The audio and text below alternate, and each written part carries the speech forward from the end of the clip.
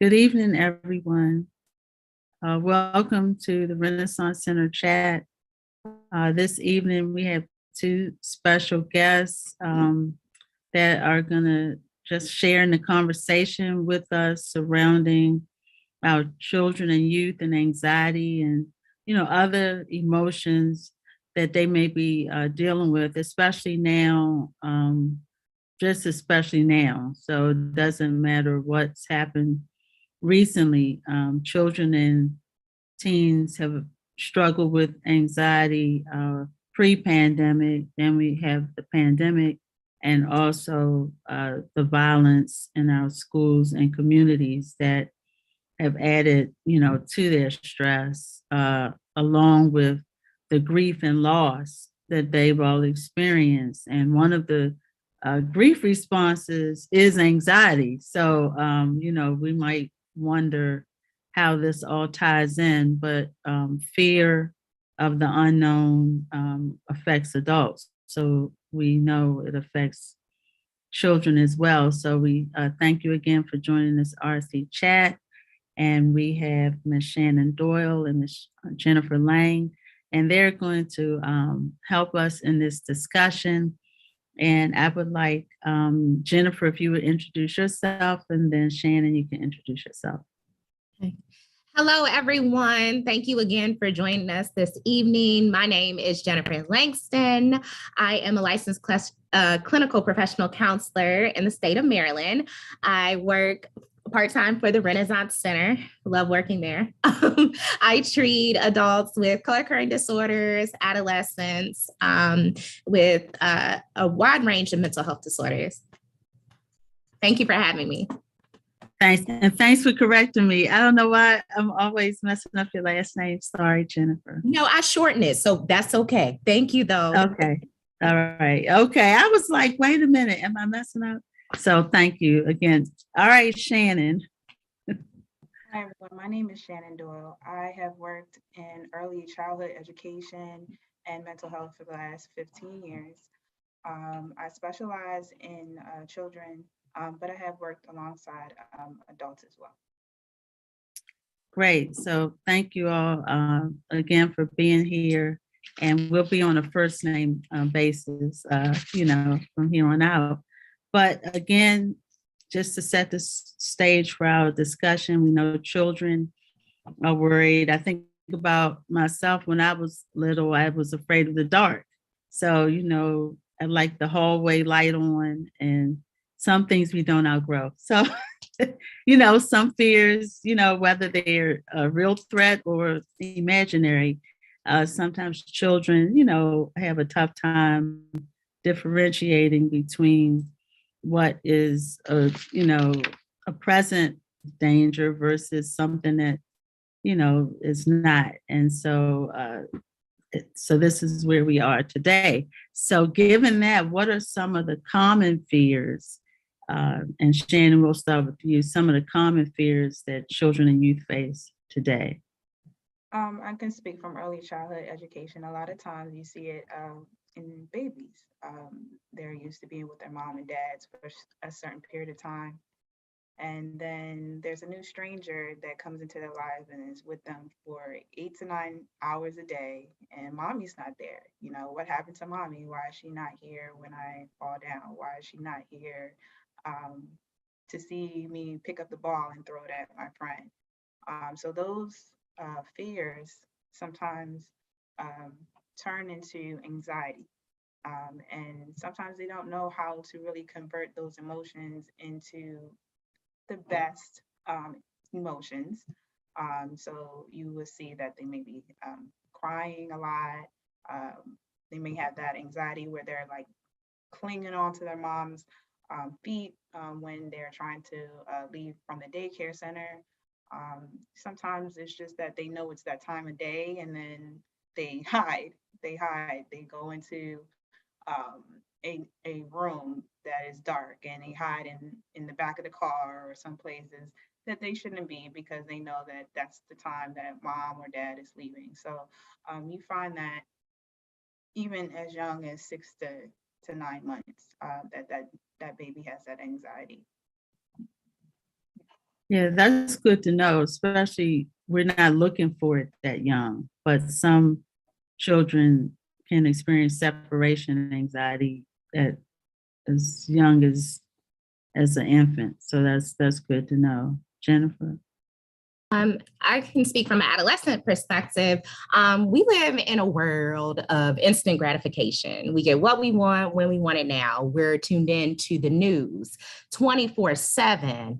I mean, I don't think there's a day go by that I don't get like a alert on my phone for a Yahoo News or something. Um, so I will say that's a little bit different than when I was growing up. And I'm pretty sure a lot of you all out there growing up too. So children, adolescents especially, are exposed to this world of social media and cyberbullying. I always joke and say I couldn't imagine going back and forth with somebody just typing insults, but that is a thing today.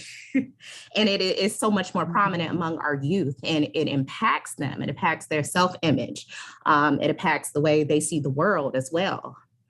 Also, there's the concern with the recent increase of mass shootings, right? Children are concerned about that. They're scared to go to school. They're scared to be in the classroom. A lot of anxiety centered around that as well. With social media, bullying, body image is a big one as well. Again, we are often tuned into the world where there's this image of, I guess, the ideal body, and anything outside of that says, oh, you don't have it. So it's easy to feel less than. Yeah, and I think you're right. The fear of not fitting in, not being accepted or acknowledged as, one of the peer group, one of the popular kids. These are things that are running through a lot of children's mind, even in elementary school. You want to be picked for when I was growing up, you want to be picked for kickball. You wanted to be on the jump rope team or whatever it was. So these are some of the same things that our youth are struggling with today, except you add the cyber additional, the cyber bullying and the cyber, they see the dances, on TikTok or whatever. So the comparison piece, I think, is also lending itself to, increase anxiety with our children and youth. What are some of the things parents should avoid when talking to their anything that should be avoided? Jennifer and then Shannon. Okay. So I think criticism, right? It's easy to say out of protection somewhat, but avoid criticism, avoid blaming, language that's blaming. Really, it is important to listen sometimes because their experience is not your childhood experience or your adolescent experience. The world is different and it is forever changing. So I think listening could render great results, as well as reframing that blaming language. Shannon, what should parents avoid? I think it's important to not avoid your own fears. I think that sometimes as a parent, we have our own fears or insecurities about things, and we have to remember that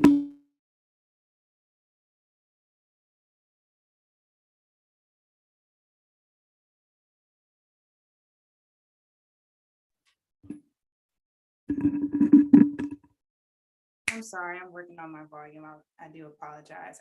What I said earlier was when I went on mute is that as parents, we need to instill that our fears are our own fears. We should not allow our children to see our fears. Sometimes we give them the imagination that they have, and sometimes we instill fears and they sense that. So when we have our fears, it's often manifested in our children. So for them to not see the fears within ourselves, I think sometimes as parents, we have to be optimistic about things. Sometimes we also have to be very truthful and explain to them that even though things may not go the way that we plan it to go, I will always be here. And I think that reassurance is the best thing that you can do as a parent. Yeah, I like both of your responses. Don't share criticism or belittle your child's fears or thoughts or worries. Oh, you shouldn't be worried about that, or that's not such a big deal. But for them, it may be a big deal. It may be a real concern, and don't put your issues onto your children, because if we continuously express our fears in front of them, they can develop and pick up on it, and then they begin mimicking some of our behavior as adults. I had a coworker who would always, well, not always, but would often have digestive distress, and it was really stress, but she would have to call out of work. And then in middle school, that's where her child started doing, whenever it was a test or whenever right before school was supposed to open, they would be sick. Oh, I have a headache. Oh, my stomach hurts. Oh, can you come pick me up? But they were doing what their mother was doing, but it didn't really connect between the mother and the child. But she then, observed and learned, okay, I'm teaching them how to cope with distress, with problems, with discomfort by calling out of work, and they're trying to get out of school. So sometimes we can negatively affect the way the children respond to fear by the way we respond. So we hear this so often. We're stress eaters, right? Some of us are stress eaters, and then our children become stress eaters. Then we criticize them for gaining weight and all this so it can be just a sense, out of control. It can be a loop. So keep that in mind, parents, that we want to be helpful and we want to be models of how to handle stress and anxiety. What This goes into our next question. What kind of stress management tools should parents teach the children? Because in the midst of things, maybe this child could have learned how to deal with school and not have to call out. So any tips? You can start, Jennifer, and then Shannon. I'm glad you said manage stress, because I hear a lot of people say, especially adults, get rid of my stress. And I'm like, well, we want to manage stress, because not all stress is bad stress. So if we can learn to manage stress effectively, a good benefit for the adolescent clients I work with was deep breathing. A lot of them have performance anxiety when it comes to test taking or sports they do. But in all moments, they might not be able to go off and, just meditate in its completion, but they're able to just take breaths during the day. That's something simple. They can get it. There's a rhythm to it. There's a flow, and they actually report, feeling better. Another thing is just having an outlet for stress. A lot of times we carry stress in our bodies. And there's no outlet. So it stays in us, and that tension weighs us down. But things like walking, a movie, just relaxation, anything you can do to have an outlet for stress, I think will be an effective way to manage stress. I think for me, it's helpful to be able to talk to a friend about my emotions. Especially for the little ones, they may not have the words, but just having a hug from their best friend, or being able to sit down and eat their favorite ice cream cone might be something that might be beneficial to them. I think at times we do manage stress in our own ways, and sometimes I think we don't take the time to really think about our stress, right? We're always rushing from one thing to another, but never sit down and really plan and map out, how can I get through this situation? Sometimes God can help us, right? We have to have faith and have reassurance in that. But there's other times where he calls us to action, and he wants us to make a plan, and he wants us to do the right thing, not only for ourselves, but those around us.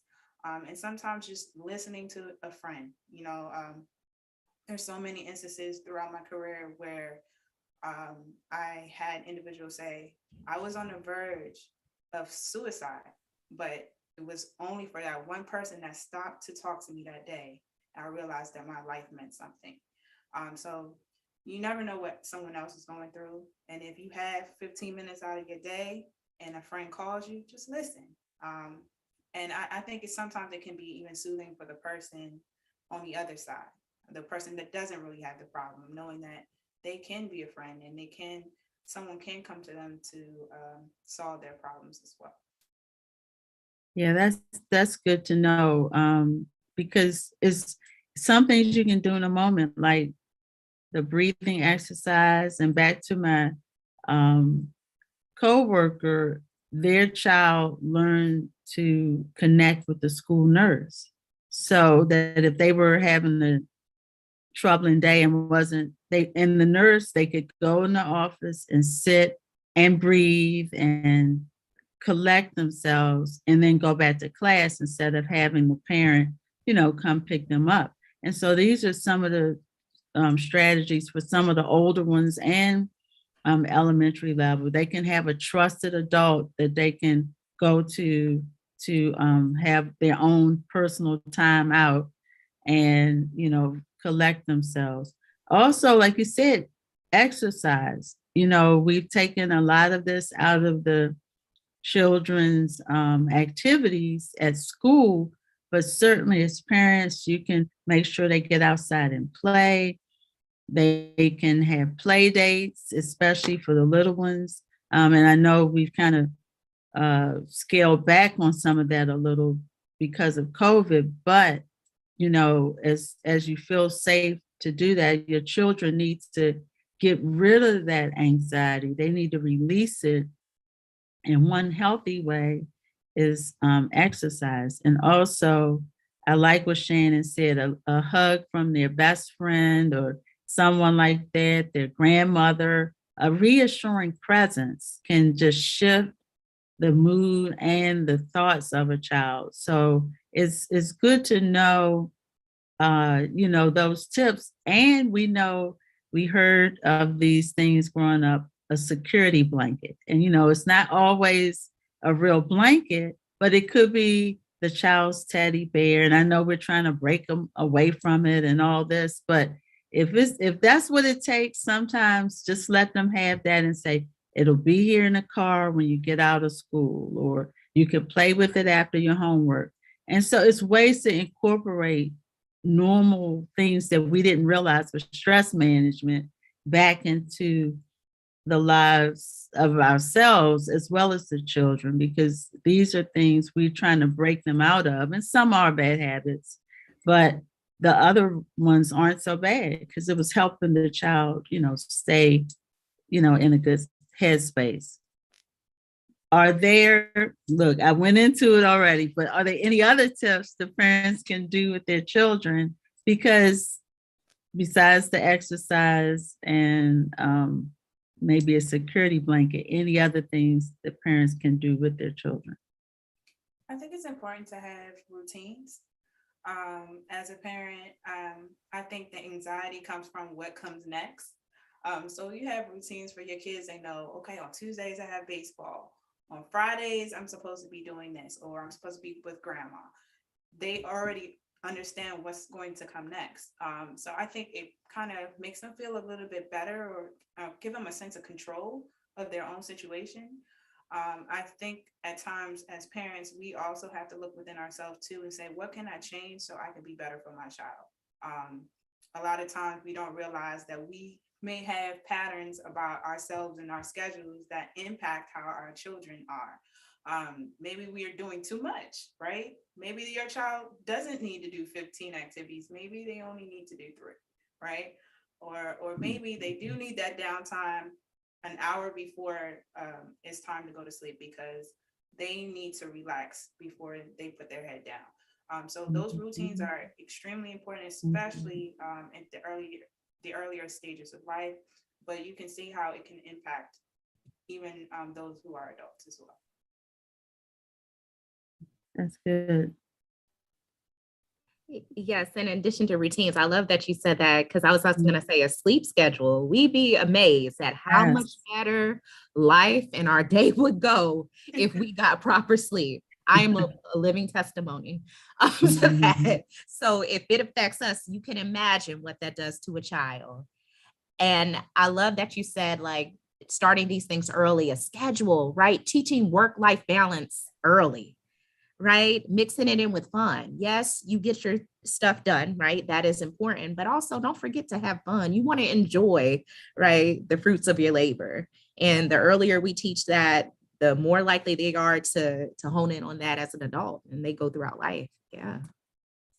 Yeah, that's good. I was thinking too, as you all were talking about, wow, I should have written it down. Look, now look, it came in my head and out of my head, but it was related to the schedule. Okay.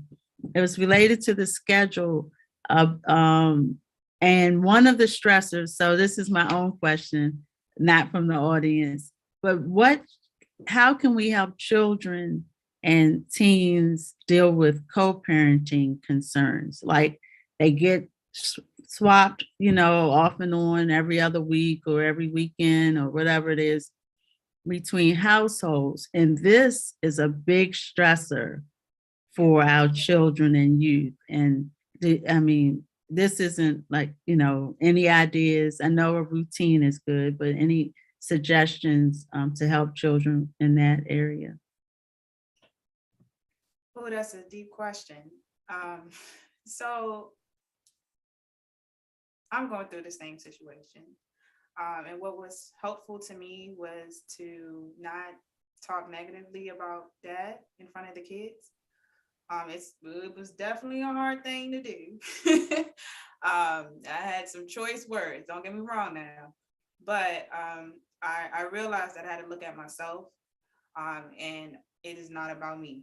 It is not about me. So I had to step back and say, okay, is this a benefit to my kids? And if it is a benefit to my kids, how can I make peace? And the more at peace I am, the more at peace they are. I think it's important also for parents to understand too that it's a partnership, right? There's things that dad can teach my kids that I can't. There's things that I can teach him that he can't, right? But within that partnership, God made a union. He made a union for mom and dad to bring a blessing into this world, and that blessing can shape other people in whatever facet He wanted us to have at that point in time. And I believe that you have to be humble, very, very, very humble in the situation, and realize that at the end of the day, it's for the best benefit of the kids. It's not mom, it's not dad, it's not even us together. It's about how we can transform this blessing into something that can shape the world. Thank you. Thanks, Shannon. Mhm. You have anything to add, Jennifer? Oh, yes. I love what she said. Yes, that's beautiful. Communication, maybe check-ins Mhm. every now and then to see how things are going. In case they don't want to come out right out and say it because they may not feel it's a safe place to because they see that it's difficult, the transition for mom. I see the transition for dad. Maybe I shouldn't say anything to make it worse. But I think providing a platform that allows them to, process their feelings with you, and letting them know it's okay if you feel, uneasy. It's okay if you feel overwhelmed with this process, but we will get through it as a family. Yeah, and another Yeah, I thing think too you're is, right. yeah, Oh, another go on, thing Shannon. too, it was important for me to like have a time to like sit down with my children every single day. Because if I didn't sit down with them, there's certain things they would not tell me had I not like made everything quiet in that moment in time. So I think it's also important to give them an open forum to talk and speak their mind, because sometimes they are telling you things that might not be great in the other household, things that you might not accept. And it's important to not bring those conversations to the child, but to go to the parent and say, hey, this was discussed with me. Let's figure out how we can make this better because it's not going to work for me. It's not going to work for you. It needs to work for the kids. and this is a disagreement that we're having. So I think by opening that forum for the kids too, it may be beneficial for both parties as well. Yeah, and that's good. And really, I think parents, you have to understand it's not about you, it's about the children. And, a lot of these co-parenting disagreements are, power and control or different other things that are happening in the dynamics between two adults, but we bring their children into them. So as much as is possible, this is what the Bible says, be at peace with all people. So, try to be at peace as much as is possible, but also have those tough conversations, adult to adult, not, bringing the children into it. We have a question from the audience. It's, how do you hold children accountable without criticizing them? Yet, how can you have constructive criticism? Because we said, hey, we don't want to be critics. We want to keep the two-way conversation going with the children. But how do we hold them accountable? Any ideas? So I am also a baseball coach, and they also tell us to not criticize the children when we're coaching them. And I used to wonder, well, that doesn't make any sense. If he's holding the ball the wrong way, then I should tell him he's holding the ball the wrong way. But a lot of it is modeling, right? So we model that behavior, we show them how they're supposed to do it, and they say, next time, let's try this way, right? Let's see if we get a different reaction or different consequence based off of what we're providing, right? And I realized that works a lot better, especially for the little ones, in comparison to telling them they did something wrong. I do think it is good to be honest with them as well and say, hey, you can do better, and this is why I think you can do better.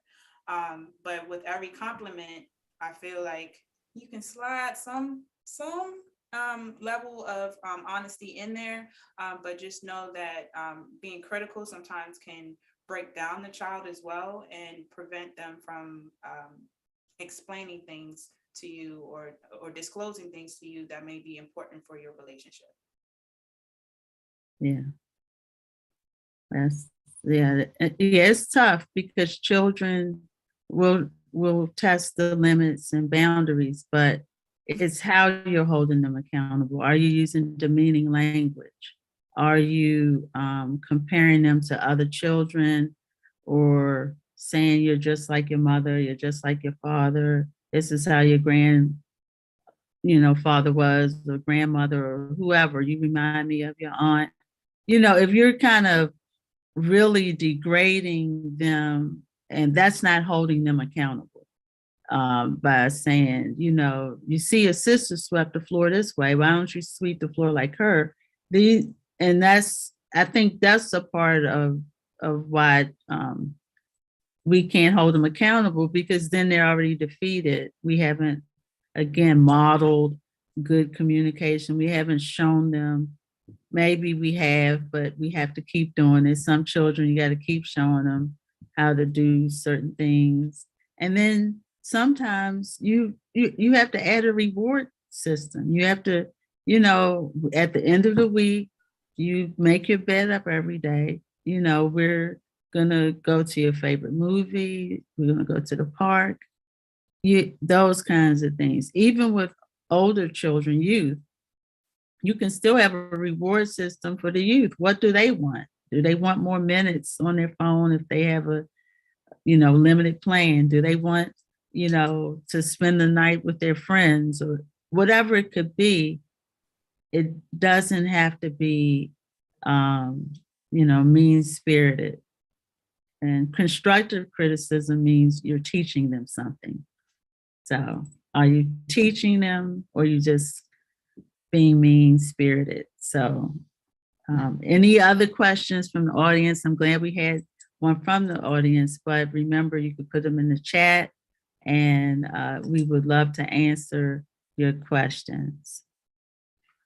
How does fear, let's go to our next question, impact children in other areas such as school and social settings? Are we seeing more of those kinds of things that children are having fear in? Well, we know right now maybe because of the school shootings, but otherwise outside of that in school and social settings. And Jennifer and then Shannon. Okay, yes. Again, fear of that cyberbullying is a key piece. A lot of kids are afraid to go to school, or they're afraid to go to places that they normally wouldn't be afraid to go in, because this is said about them on the internet. And it's not just one person at their school, it's one person at this school, and then this school in North Carolina, or this school in Chicago. It's all over. So as a result, they engage in avoidant behaviors. Same, we have corona concerns, COVID concerns. A lot of kids are still kind of apprehensive, even though they're eager to get back to their social life. But because we were locked down for so long, they're kind of reintegrating to the world as it once was, but only to find out it's totally different, still different. Another fear that I've encountered with my clients, again, I go back to body image, same things, not being accepted, or not having the typical body image again, which is the shapely, or the, I don't want to, yeah, there you go. There you go, Shannon. Yes. Video vixens of the world, or yeah, that look, the rappers of the world. So yeah, these are all present concerns. And again, I relate it back to, things we've been through, or even trends we were seeing 5 years ago. It's totally different. Yeah. Well, just to add to Jennifer, for me, I think one of the fears is perfection. How we look to other people is a big factor, and how our parents view us sometimes can also mimic that. Growing up in a Caribbean household, you had to be a doctor or a lawyer. Like, that was the only two professions you could ever possibly have. So, coming in the house with C's and that level of expectation, when it's so high for a parent, sometimes it can break down a child, and cause fears that they never even imagined they would have, and sometimes it takes away that love for education, when there's a fear of, well, I have to have 80% on a specific test, or I have to be the top baseball or football player, or I have to have my hair a certain way so that I'm part of the modeling team.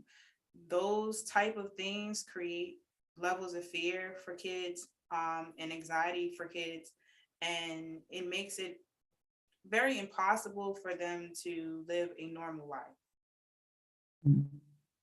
Yeah, and I'm glad you brought the bullying up, and then the comparison and cliques and all those things. Again, these things start young, so it's not just youth.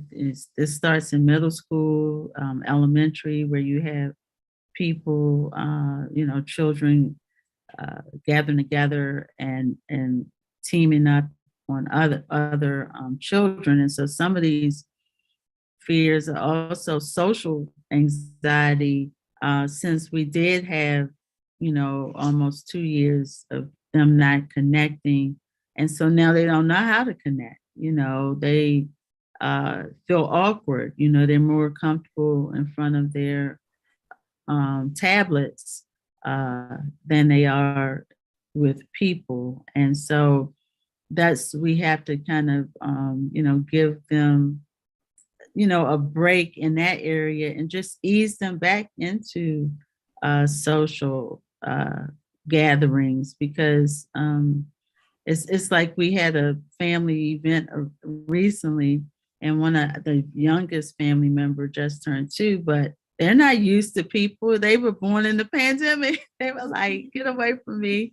But as the day went on, they kind of got, warmed up. They're like, oh, okay, it's okay to be myself. But at first they were like, why all these people here? What am I doing out here? This isn't my normal crew.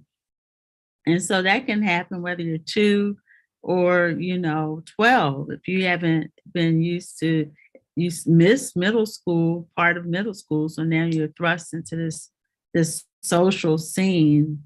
And middle school can be the roughest years of your life. So just know, parents and caregivers, that sometimes children's anxiety may seem like they're little problems to us, but to them, it's a big thing. And so we should really pay special attention to their needs and concerns, because for them, they're legitimate and serious. And we need to keep that in mind.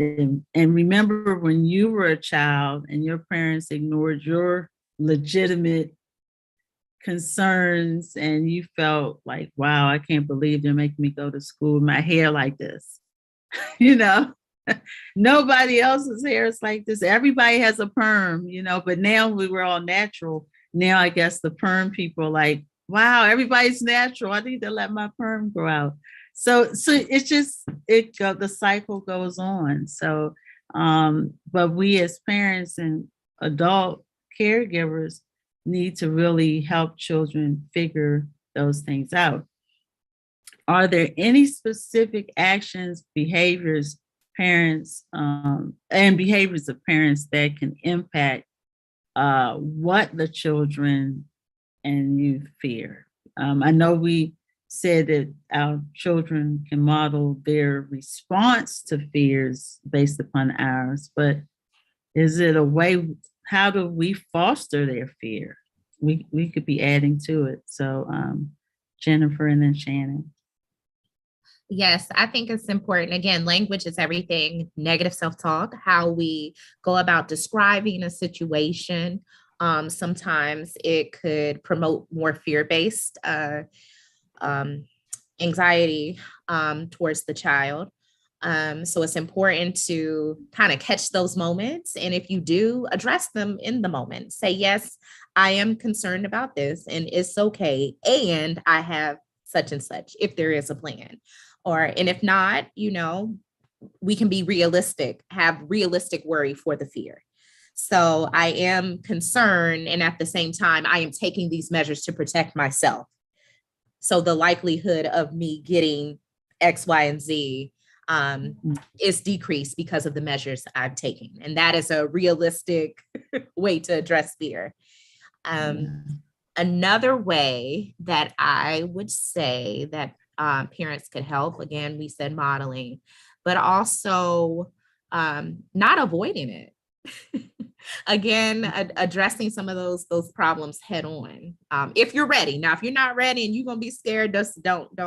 Yeah. Don't do it. Don't do it. Don't do it.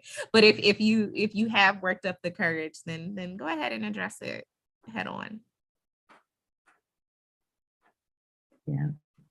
Shannon, you have any tips on how can parents, our behaviors, impact the fears of our children and youth?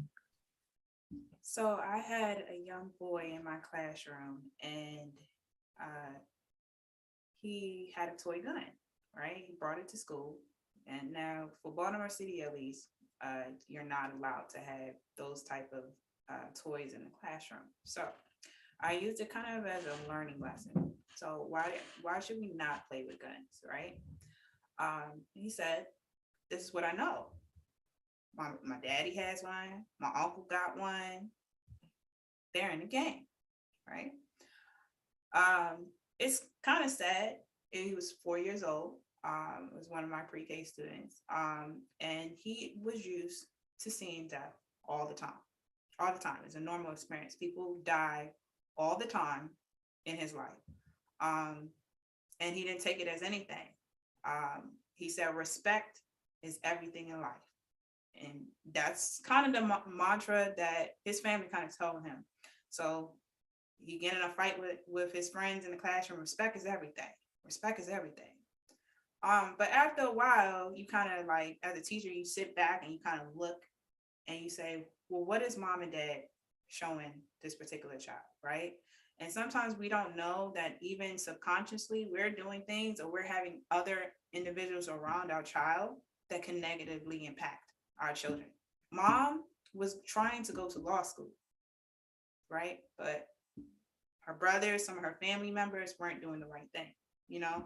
And because she was not around her child as often as she needed to be, he started to display some of the behaviors that she didn't want to see. So I think as a parent, it's important for us to monitor what our child is doing, who are our children with at all times of the day, and also, you know, what things do I really want to instill in my child. You know, I don't think she meant at all for her son to even remotely want to pick up a gun, because that's what she was fighting to not have, right? But because of trauma in her household, or because she wasn't able to financially provide at that moment in time, even though her goal was to do the right thing by him, the wrong people can cause a trickling effect as that child goes into adulthood. So I say this to say that it is important, for us to monitor, the friendships that our children have, even sometimes the family members our children have.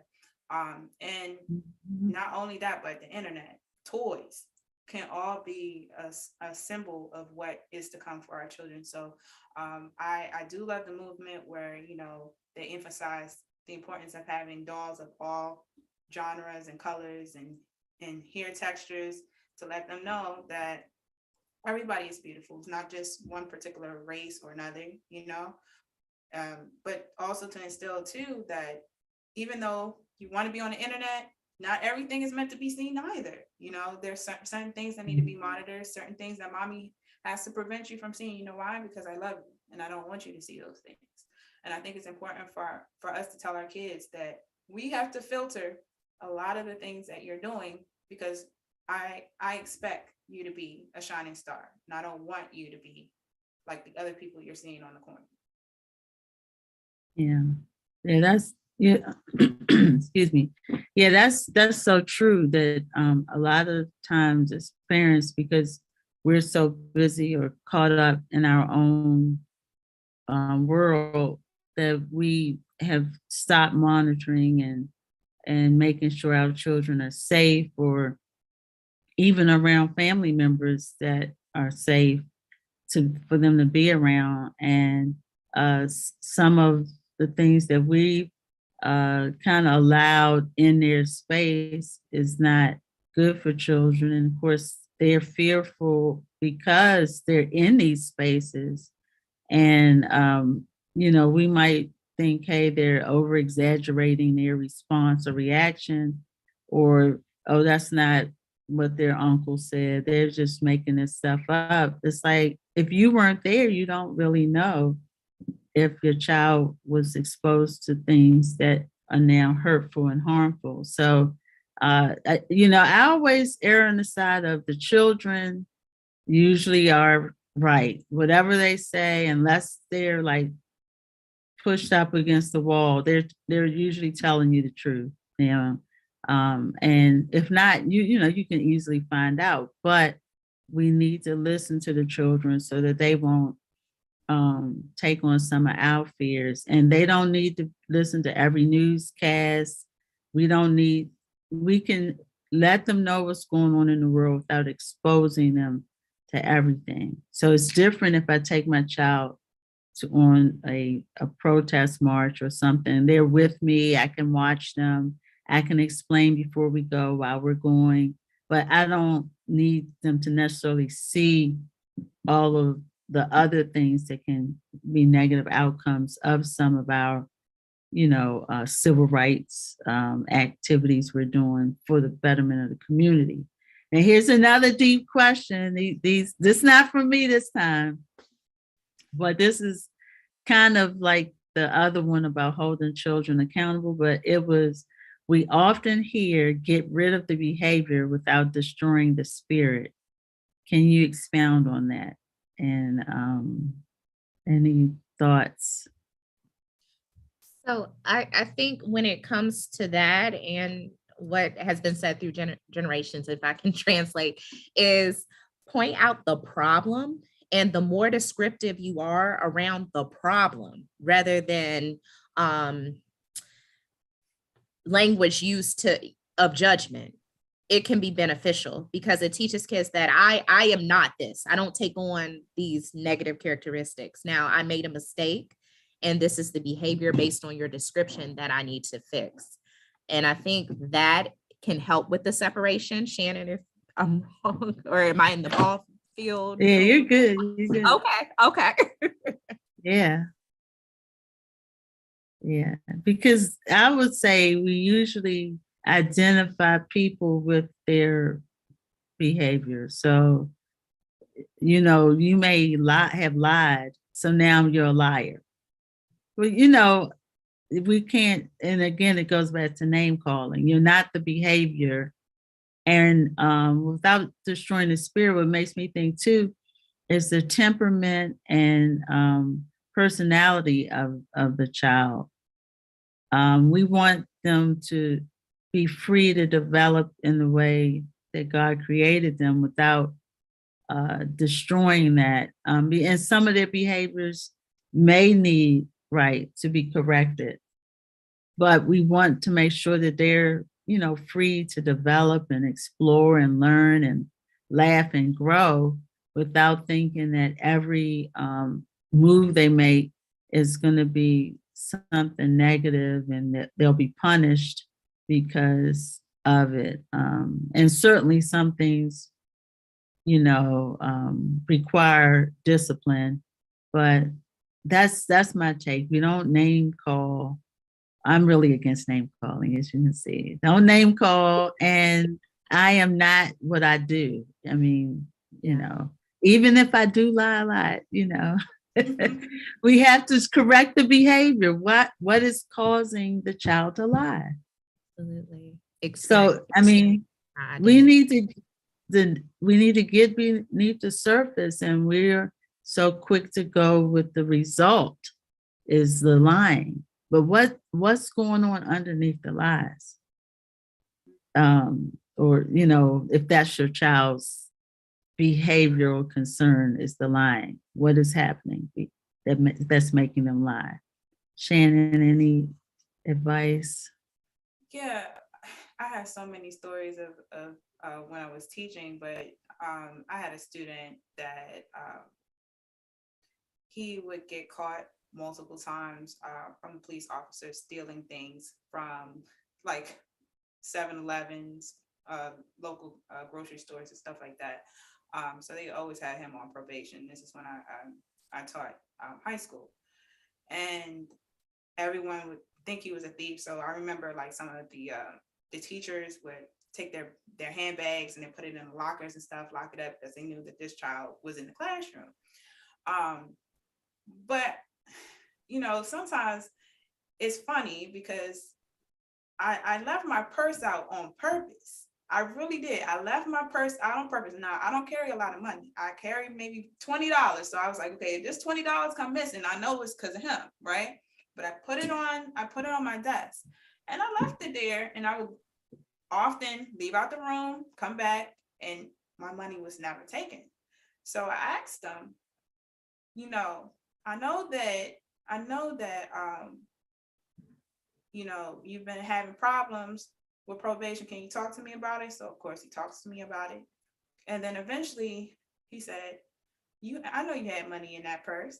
Why did you leave the purse around me? I said, because we're friends enough to know that you ain't going to steal from me. So you want to tell me why you've been stealing? And you know what he said? My mom is sick. And the reason I take things is so that I can come home and I can feed her.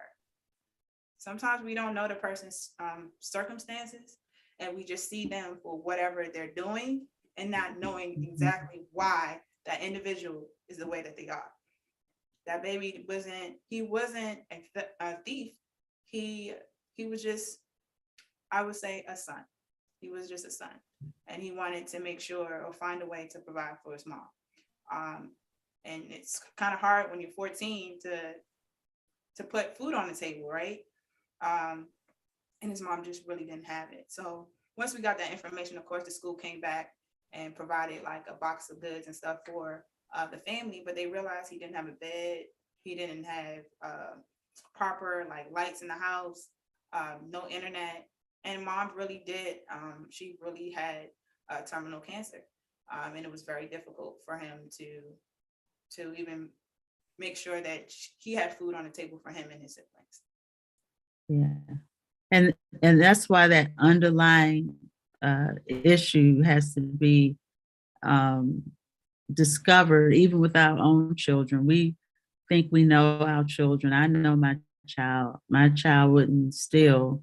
Well, they probably wouldn't, but if they stole in this instance, it's something for us to inquire about and be curious and not critical and judgmental. Like, is it something you needed, we couldn't do? Did I forget to, sign a permission slip? Because, children will forge your name. It's a lot of different areas where children can make mistakes, and we're their first support system and discipline. So you do want to give them correction and love. And that's something that some of us didn't grow up in. So, but you heard it here, that we need to not be judgmental. We need to keep communication open for children as young as 2, that once they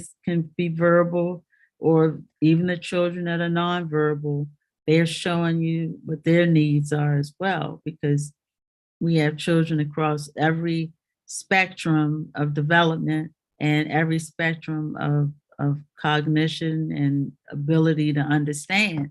So we need to have that compassion and love no matter what our child presents with. And this is why we're here. And we know they are in fear in some cases, that learn behavior from us. Some cases, it's a real threat that they're experiencing at school, be it cyberbullying or in the neighborhood, or even in between siblings. Sometimes you have challenges. So that's something, for us to look at. Are there any final remarks? I know I'm gonna let Jennifer talk a little bit. She has a book on anxiety for the little ones. So, and then I'll let you close out, Shannon. So if you want to talk about your book, Jennifer. Yes. So my pandemic project was a book called Auntie Agatha. So Auntie Agatha is a 7-year-old girl who has symptoms of attention deficit hyperactivity disorder. So Agatha is a girl, she goes throughout life, and her symptoms look similar to symptoms in boys, but ADHD can be different in boys than girls. And we'll get into that later.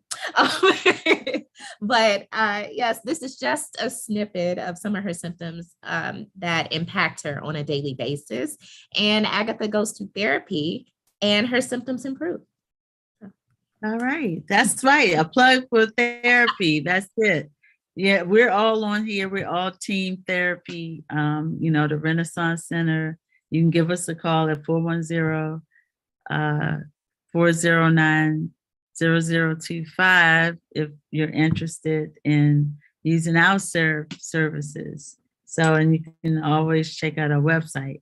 And Shannon, what's your last words on how parents can help their children, whether they have an Auntie Agatha or not? I love that name. Just being a listening ear for your children. I think that goes very far away. That's it. Yep. So parents and caregivers, remember, our children are fearful and have fears just like we do. We need to be kind and compassionate towards them.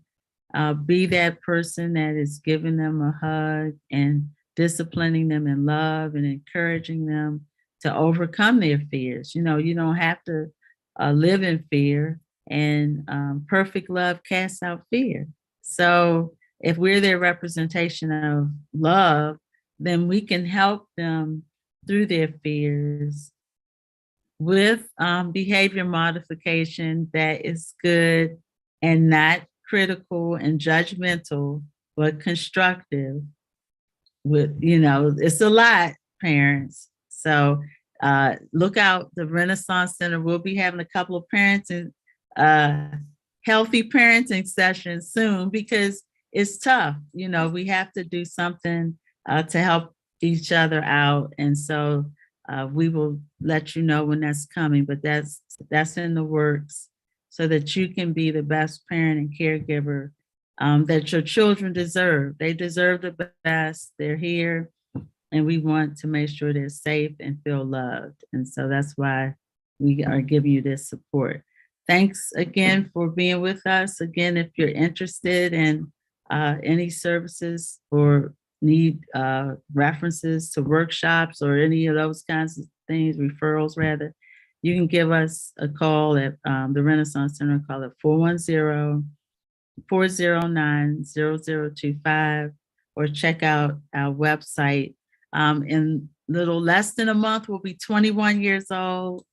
So we'll be grown, y'all. So thanks for all your support for our 21st anniversary in July. So I appreciate you. We'll see you again next month. We'll be celebrating our 21st anniversary on the RC chat and just talking about a little bit of everything. So thank you. And thanks, Shannon and Jennifer, for your expertise on tonight.